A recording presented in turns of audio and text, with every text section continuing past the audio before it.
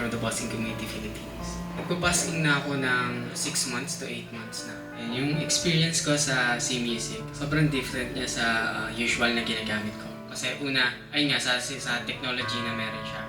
Kahit ako mismo kahit di ako yung nag-a-adjust, naramdaman ko yung parang pagbabago. Parang di ko na-expect kasi nasanay na dito, dapat para lumakas. Tapos parang di ako panipaniwala na may tataas, talagang tumataas ng mataas yung speaker. Iwan natin silang lahat,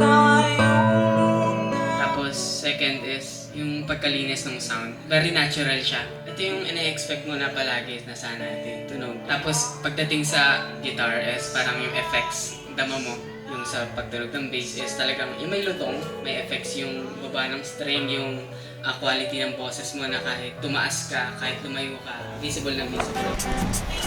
buhay.